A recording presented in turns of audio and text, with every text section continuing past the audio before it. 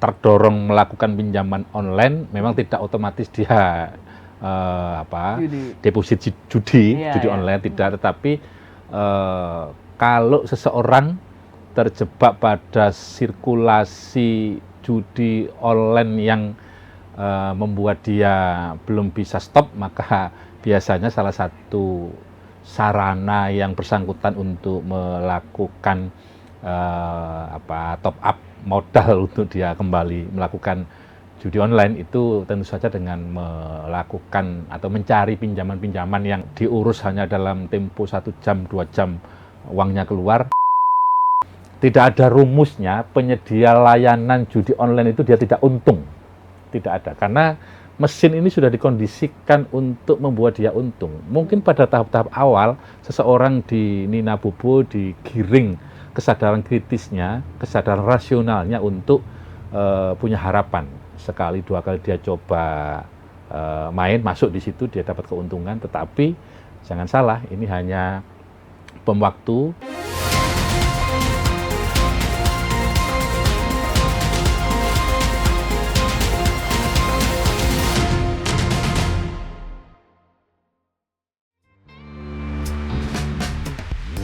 Dari lorong-lorong pendidikan dasar di desa, hingga ruang-ruang kebijakan strategis Jawa Timur, dialah Fauzan Fuadi, SIKOM, M.Medcom. Lahir dan tumbuh besar di lingkungan yang syarat nilai keislaman dan perjuangan, Fauzan mengawali langkah pendidikannya di Mihidayatul Wadhon, lalu melanjutkan ke MTS dan SMU As-Sa'adah Bunga.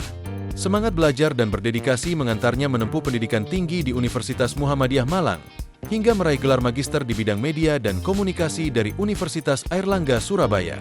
Dalam dunia organisasi, Fauzan telah menapaki tangga-tangga kepemimpinan sejak muda.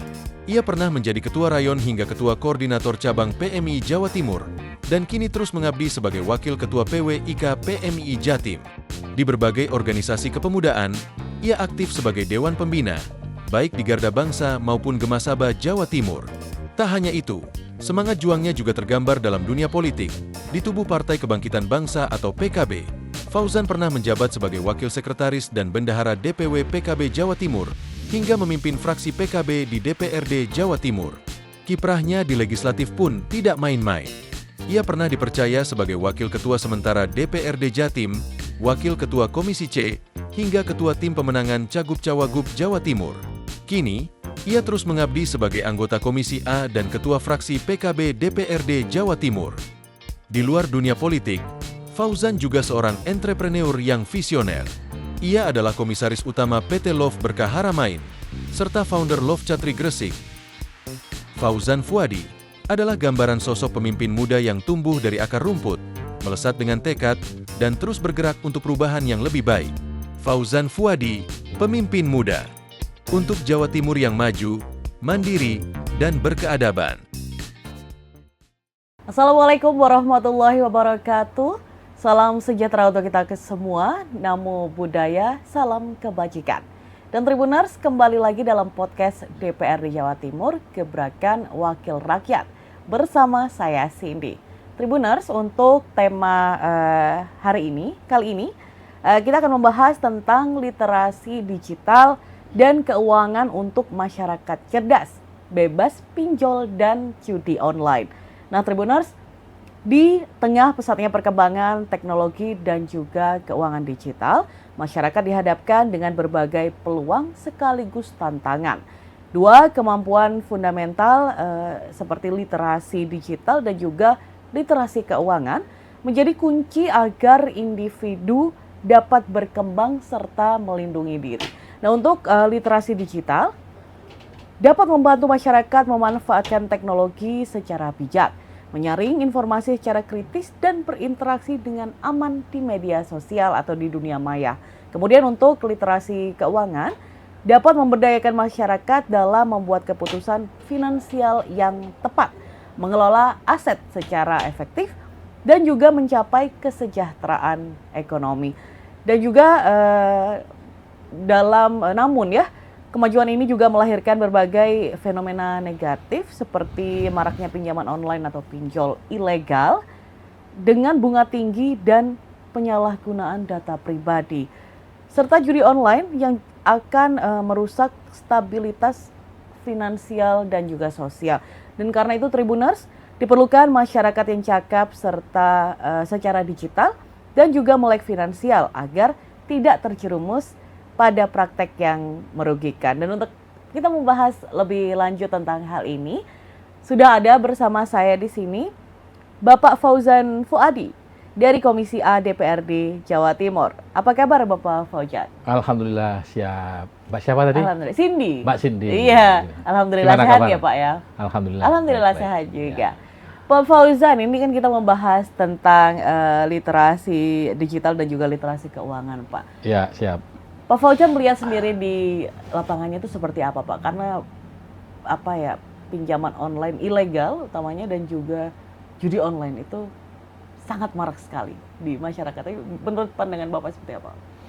Iya, memang faktanya judi online, pinjaman online itu dua hal berbeda, tetapi dalam prakteknya dua isu ini saling berkelindan satu sama lain menjadi sebuah pertautan yang saling mengikat satu sama lain. Jadi biasanya terdorong melakukan pinjaman online memang tidak otomatis dia deposit judi online tidak, tetapi kalau seseorang terjebak pada sirkulasi judi online yang membuat dia belum bisa stop, maka biasanya salah satu sarana yang bersangkutan untuk melakukan top up modal untuk dia kembali melakukan judi online itu tentu saja dengan melakukan atau mencari pinjaman-pinjaman yang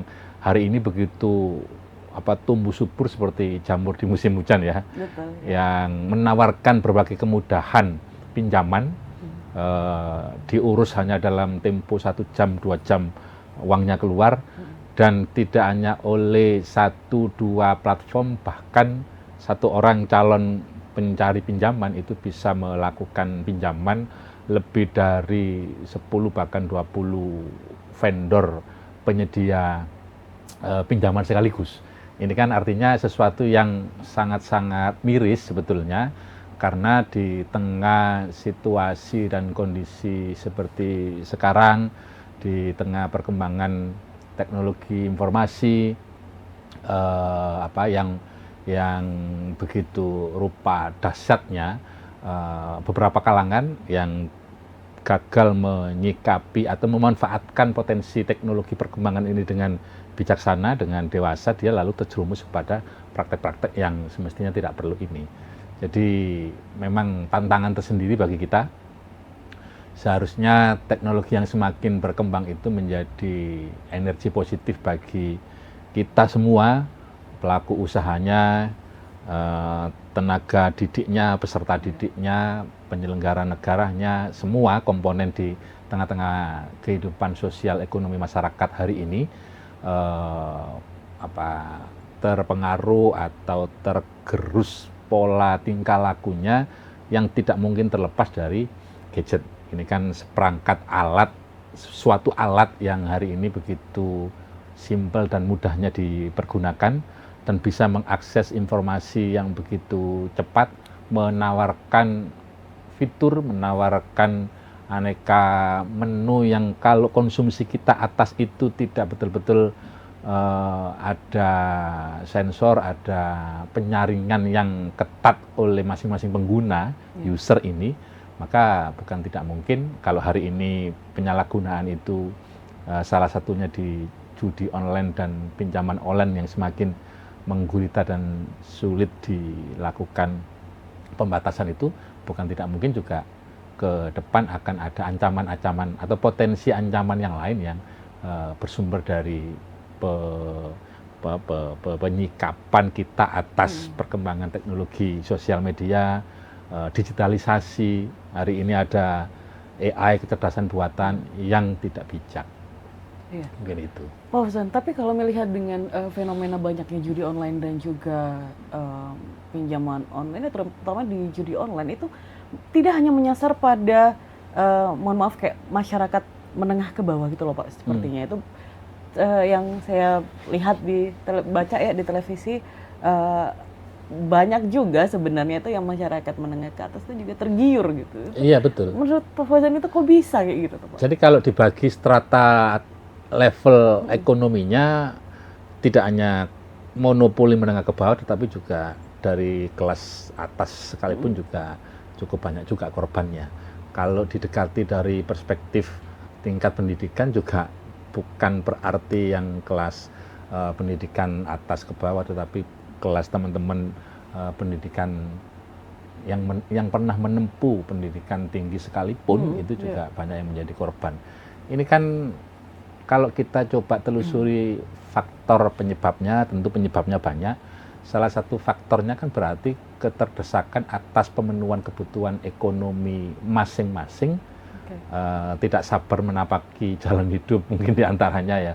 Yang kemudian jalan pintasnya, jalan instannya adalah mencari duit cepat dengan cara mempertaruhkan modal atau uang yang dia miliki dengan berjudi, dan sekarang judi tidak kolosal atau tidak manual dengan model-model seperti dahulu orang duduk berempat, berlima atau sekelompok orang, kerumunan orang, tetapi ada banyak platform-platform yang menyediakan layanan judi yang itu akses atas itu sulit kemudian dilakukan pembatasan usia, kelompok umur ya, kelompok umur atau kelompok pendidikan dan seterusnya, kelompok ekonomi juga dan seterusnya. Ini mengkhawatirkan tentu saja karena bahkan kalau kita tengok data rata-ratanya sih yang banyak memang menengah ke bawah ya. Kalau kita tengok data bahkan dari Kemensos baru-baru ini tahun 2024 kemarin itu, total penerima bansos Kemensos itu kan ada kurang lebih 600 KK ya, 600.000 KK.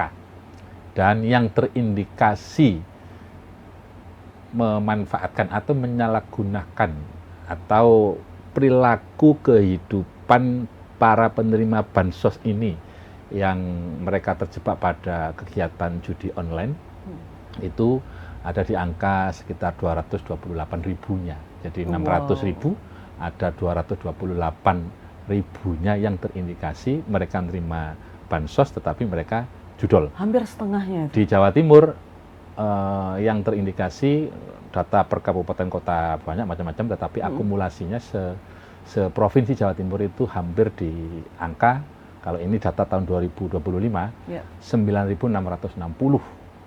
Yang sebagai sebuah konsekuensi dari penyalahgunaan atau perilaku tidak tepat ditunjukkan oleh para penerima bansos ini, punishment-nya oleh Kemensos kan mereka akhirnya sebanyak 9.660 tadi itu di Jawa Timur yang di stop bansosnya.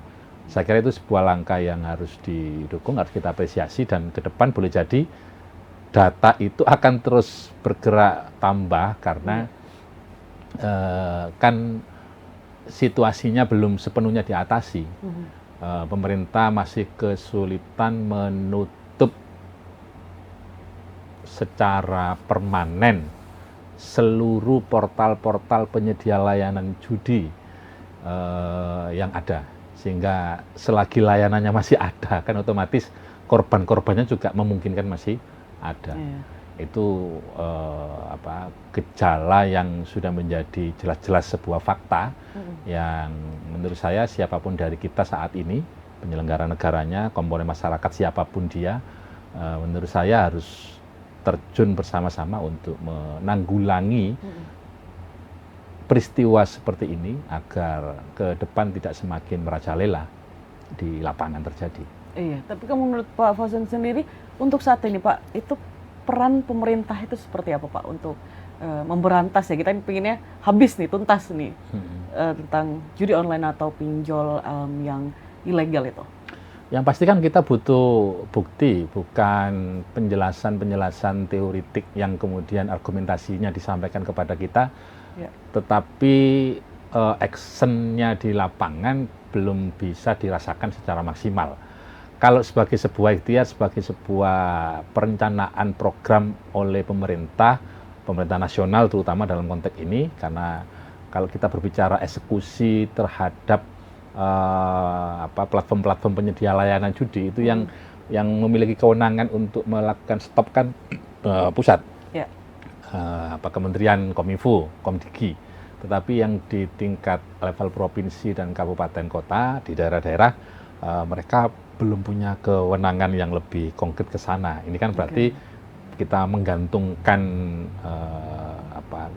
kebijakan penyetopan itu langsung kepada pemerintah pusat.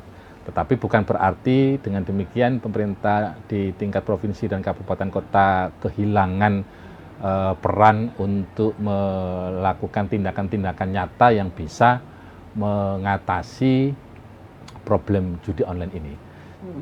Kalau problem judi online itu kan ini sesuatu yang tidak bisa berdiri sendiri. Ada problem ekonomi yang tidak tuntas pada warga masyarakat kita, itu peluang yang bersangkutan lari kepada penyelesaian dengan pendekatan yang tidak tepat atau yang cenderung negatif seperti lari ke judi online itu tentu harus kita sikapi dengan lebih tegas. Nah, tetapi untuk yang persoalan pinjam-meminjam online ini pasti diskusinya lebih beda lagi. Dua-duanya butuh edukasi, dua-duanya butuh literasi yang tepat kepada kelompok masyarakat kita, seluruh komponen-komponen yang ada di tengah-tengah masyarakat kita, tokoh-tokoh agamanya, tokoh-tokoh pendidikannya, tokoh-tokoh di substruktur pemerintahan tertentu di lingkungan kita. Jadi ya mulai dari RT-nya, Pak RW-nya, Pak Lurahnya, kepala desanya, Pak Camatnya semua memberikan edukasi sambil pada saat yang sama juga memberikan contoh atau keteladanan agar masyarakatnya juga bisa ikut. Kan bagaimanapun kelompok-kelompok atau peran-peran yang tadi saya sebutkan itu kan membawa followernya masing-masing. Sementara kalau kelompok atau komponen masyarakat yang tadi saya sebutkan itu kita percayai mereka punya follower tetapi tidak memberikan edukasi, tidak memberikan keteladanan yang baik kepada masyarakat yang dipimpinnya, maka ya jadi istilahnya guru kencing berdiri, siswanya atau muridnya kencing berlari, kan begitu kalau di dalam konteks dunia sekolah gitu ya. Kenapa saya menyampaikan begitu? Karena ya faktanya ada cukup banyak kejadian justru pelaku-pelaku judi online itu bersumber datang dari mereka. Selain tentunya memang regulasi juga harus diperjelas. Undang-undang dan turunan-turunan ketentuan peraturan yang mengatur di bawahnya sebagai penjelasan teknis atas aturan yang ada di atasnya itu juga harus lebih diperjelas lagi, karena bolehlah sekarang ada aturan soal pinjaman online misalnya, jangan gampang tergiur terhadap penawaran pinjaman cepat yang penyedia pinjamannya itu misalnya dia tidak punya izin operasional dari OJK misalnya. Itu kan sudah pasti akan mencekik, sudah pasti dia bukan menjadi solusi karena jangka panjangnya pasti dia akan bermasalah, terjerat dalam lingkungan, dalam kubangan kepalsuan. Orang hari ini pinjam, dia mungkin dalam tempo tertentu sesuai dengan timeline-nya dia bisa mengembalikan, tetapi dia akan kembali dirangsang untuk pinjam atau top up lagi dan rata-rata memang harus diriset dengan lebih sungguh-sungguh. Rata-rata orang pinjam secara online itu kan bukan untuk pemenuhan modal berusaha atau pemenuhan kebutuhan-kebutuhan dasar yang bersangkutan, apakah itu untuk aspek kesejahteraannya, kesehatannya, atau memenuhi biaya pendidikannya, atau memenuhi biaya atau kebutuhan sehari-harinya. Orang pinjam online menurut saya yang paling banyak itu karena terjebak pada promosi-promosi sesat yang menyesatkan, yang dia hakikatnya bukan solusi, karena sementara saja itu. Kalau nggak terjebak pada bunga yang mencekik, tidak bisa membayar cicilan tanggungan, maka dia akan diuber-uber. Bahkan saya di daerah pemilihan bukan sekali dua kali dicurhati, disambati, dilapori oleh teman-teman korban-korban pinjaman online, judi online, yang kemudian dia akhirnya kehilangan aset-aset berharga yang dia miliki, rumahnya, tanah pertaniannya, mungkin barang-barang berharga yang lainnya, misal seperti mobil dan seterusnya itu. Karena memang dia gagal, karena dia mengalihkannya untuk aktivitas ekonomi, aktivitas sehari-hari yang bukan malah menghasilkan sesuatu yang bisa merecovery kebutuhan hidupnya, kebutuhan ekonominya, tetapi justru malah akan semakin mengganggu pertumbuhan atau recovery ekonominya itu. Itu banyak sekali itu kejadiannya. Itu. Betul. Ini ada beberapa fenomena juga Pak yang saya lihat sendiri ya di media sosial, kan banyak thread ya, ada thread misalkan di platform X atau di TikTok itu banyak sekali yang curhat. Sebenarnya bukan kayak curhat kalau mereka sedih ya, lebih ke malah kayak berapa yang harus kalian bayar dalam sebulan, kayak gitu Pak. Jadi kayak mereka tuh seperti beradu banyak-banyakan, dan ini yang mengagetkan adalah mostly kebanyakan dari mereka tuh masih muda banget. Itu dipermudah dengan acara-acara di beberapa platform e-commerce, saya bilang ya, ada beberapa platform e-commerce yang memudahkan usernya untuk utang dulu aja gitu, utang dulu aja, dan itu akhirnya mereka membengkak. Pay later jatuhnya, ya ada seperti itu juga. Nah, ada beberapa itu yang sampai sebulan itu bisa mencapai harus bayarnya itu belasan sampai puluhan juta di usia yang sangat muda. Nah, itu tuh suatu fenomena yang berarti kan ini juga membuat pola pikir dari terutama anak-anak muda jadi kayak gampang lah ini dulu, ada yang nge-cover dulu seperti itu. Mana itu menurut Pak Fauzan gimana Pak, dan juga caranya ini supaya mereka tidak berpikir seperti itu tuh seperti apa Pak? Ya, kalau dibilang semua, ketika seseorang siapapun itu terjebak pada pinjaman online atau pada menggantungkan solusi kebutuhan dia sehari-hari itu dari menu-menu yang ditawarkan oleh e-commerce, ditawarkan oleh platform-platform penyedia layanan itu di dunia online, itu pasti karena dia tidak mendapatkan solusinya ketika dia misalnya sebetulnya butuh pekerjaan yang memastikan dia kebutuhan sehari-harinya itu terpenuhi, ternyata tidak terpenuhi. Jadi dia larinya jalan pintas, larinya dia ngerti ada platform menyediakan pinjaman, maka dia bergantung dari situ, dan memang menawarkan kemudahan yang luar biasa. Seseorang malah sering dia sebetulnya tidak sedang membutuhkan, tetapi karena dia digoda, diiming-imingi, didekati dengan berbagai macam janji palsu. Ini juga nanti bisa diskusinya melebar kepada keamanan data ya dan seterusnya. Yang menurut saya memang perlu regulasi secara khusus dibuat oleh pemerintah untuk mengatur hal-hal seperti ini agar tidak semakin meluas korbannya. Nah, pada saat yang sama kita tidak bisa hanya menggantungkan atau menilai penyebab dari peristiwa ini adalah karena rangsangan eksternal yang begitu sulitnya dibatasi, dibendung. Tetapi pada saat yang sama juga perlu pemerintah mencoba mencari asal atau akar masalah dari kenapa peristiwa ini menggurita. Kan ketika orang sulit mencari kerja, sementara dia harus makan, sementara dia mungkin punya tanggungan keluarga yang harus dia penuhi. Dulu kan ada istilah generasi apa itu, makanan Italia itu apa namanya? Yang dia menanggung generasi sandwich ya. Dia menanggung kebutuhan orang tuanya karena mungkin orang tuanya sudah tidak produktif di usia yang sudah sakit-sakitan, tidak mungkin menghasilkan.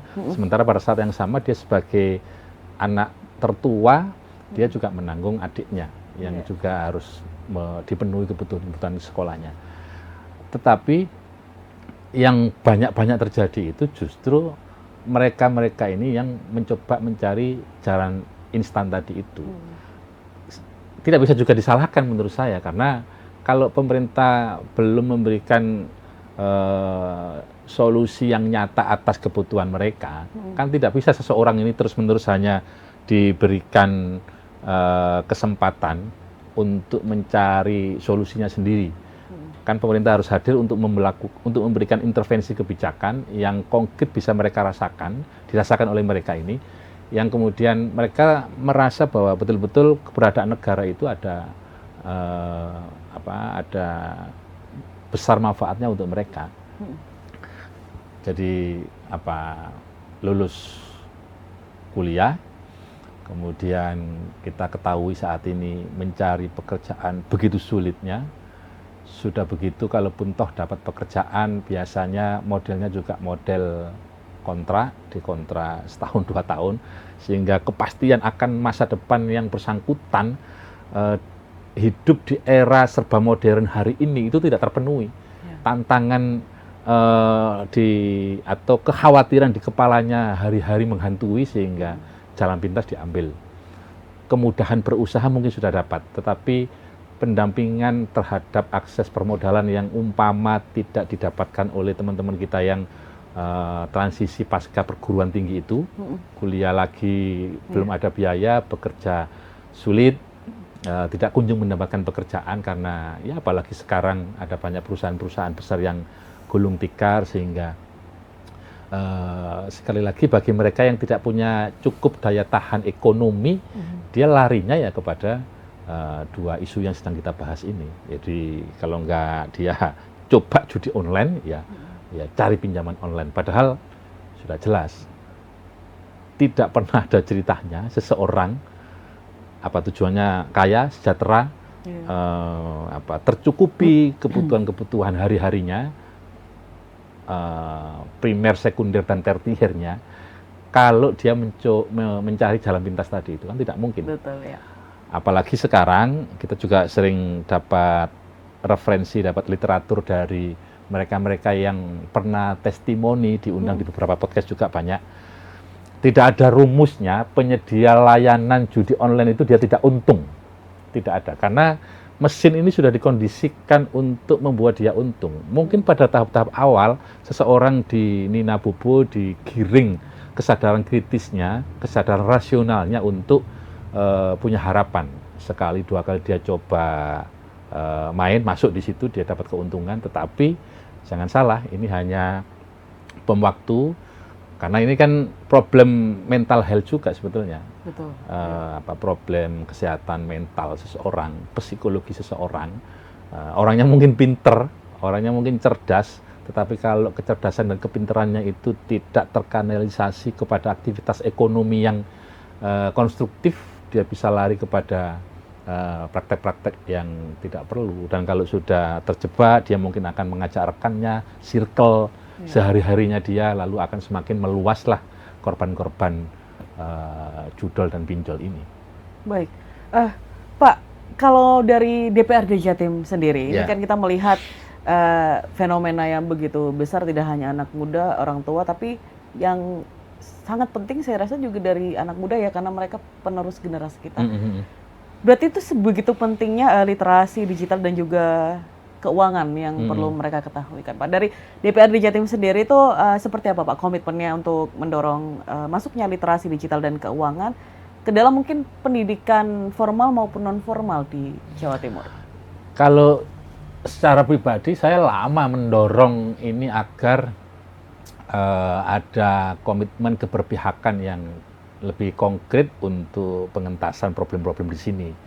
Itu kan berarti harus ada secara khusus pengalokasian anggaran untuk melakukan edukasi, sosialisasi atau pembinaan kepada segmen-segmen sesuai dengan sasaran kelompok umur, kelompok pendidikan yang harapannya sebetulnya, karena ini tidak mungkin ada alokasi anggaran yang besar-besaran di sini sebab ya kita tahu kapasitas fiskal di Jawa Timur juga belum sepenuhnya memadai untuk kita bisa mengagendakan banyak program yang sesuai dengan kebutuhan di tengah-tengah masyarakat. Tetapi dari anggaran yang memang serba terbatas dan kurang ini, marilah kita coba aktualisasikan, konkretkan lagi kegiatan-kegiatannya untuk menyasar kelompok masyarakat baik yang rentan atau non rentan, jangan dipilih-pilih, termasuk juga korban atau yang sudah korban ya. Dan itu otomatis tidak bisa hanya dibebankan kepada 1-2 institusi saja. Institusi pendidikan misalnya digenjot, diarahkan, kalau perlu bahkan memasukkan kurikulum, tidak bisa.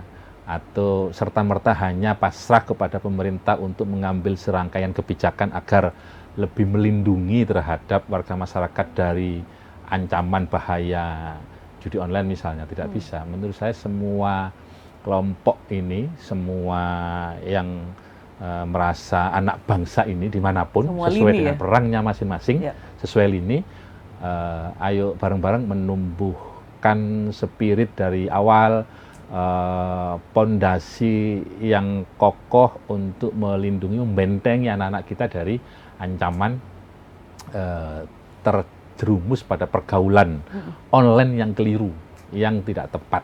Jadi pergaulan ini kan kalau digitalisasinya ini kan sudah tidak mungkin kita tolak kan.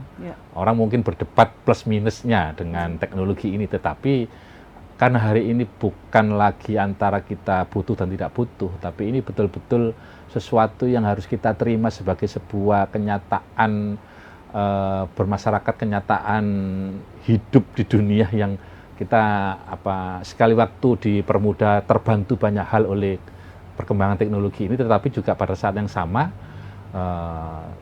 mengalami potensi degradasi, mengalami potensi gangguan perkembangan, bahkan sejak di usia yang paling dini sekalipun.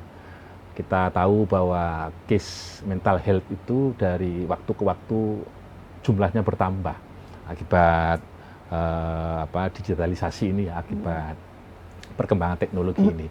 Nah, makin tumbuh, mungkin dia lepas dari ancaman ketergantungan terhadap gadget yang berlebihan, tetapi kalau konsistensi pemberian perhatian terhadap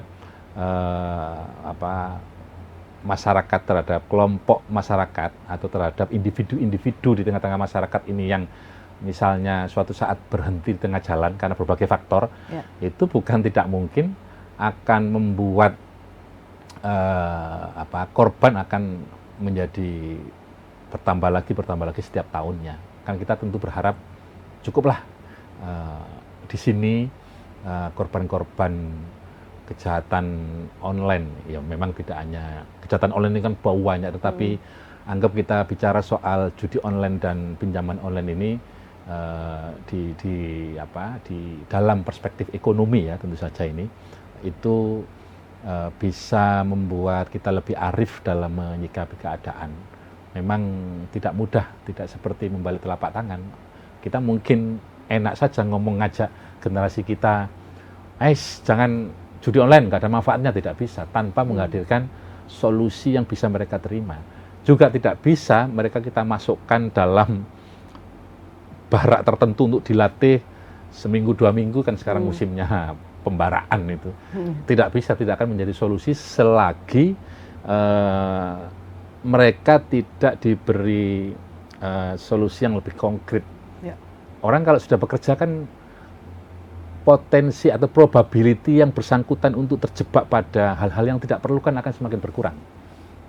Karena dia kerja, pagi berangkat, sore pulang, capek ketemu keluarganya, atau kalaupun toh suntuk misalnya ngumpul dengan circle-nya, malam istirahat, besok rutinitas itu dilakukan kembali, Sabtu Minggu dengan keluarganya liburan dan seterusnya. Ini kan sesuatu yang menurut saya memang kultur yang lumayan sehat, lumayan mendukung kondusivitas situasi dibanding ketika seseorang tidak punya aktivitas, pengangguran, tidak punya pekerjaan, apalagi kalau dia terdidik, dia ada beban yang berlebih lagi, dipandang oleh masyarakat, anak ini S1, S2 tetapi masih belum punya pekerjaan atau income yang pasti, kan pasti akan berbeda tekanannya dibandingkan dengan mereka-mereka yang sudah putus sekolah di jenjang SMP atau SMA ketika sama-sama nganggurnya. Nah ini tentu tantangan sekaligus juga pada saat yang sama kewajiban bagi pemerintah. Pertama memang harus pemerintah, tetapi pada saat yang sama karena negara kita ini gotong royongnya tinggi ya. Pada saat yang sama perusahaan-perusahaan juga mestinya memberikan ruang yang lebar kepada generasi muda kita agar melihat potensi itu betul-betul sebagai sebuah kekayaan kreativitas yang harus dimanfaatkan. Tetapi ya ini seperti lingkaran setan. Perusahaannya kalau tidak disupport, tidak diberikan kemudahan berusaha, tidak ada kepastian hukum, mau investasi dia ragu-ragu dan seterusnya, kan perusahaan juga tidak, ekonomi juga tidak tumbuh. Artinya kan ini ada sesuatu yang saling berkait satu sama lain.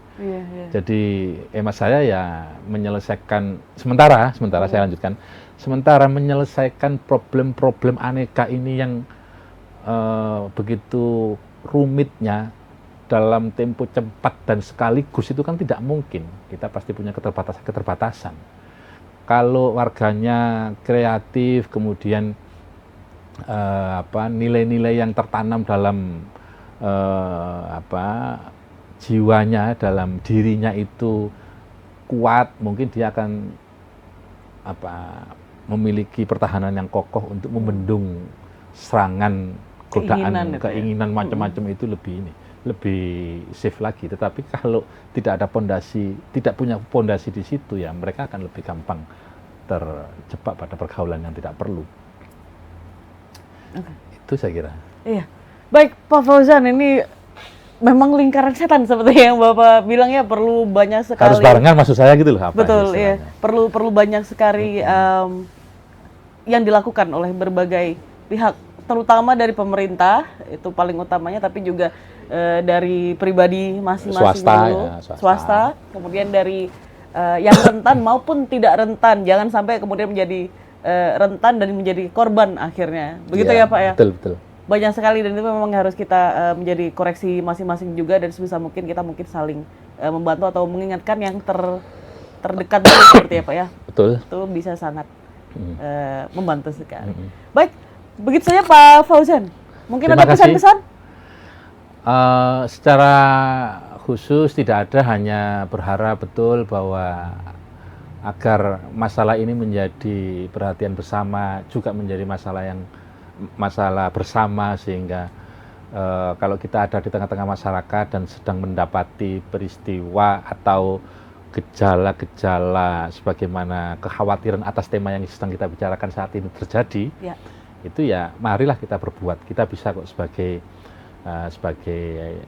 bagian dari anak bangsa memberikan kontribusi yang lebih real untuk sesama anak bangsa.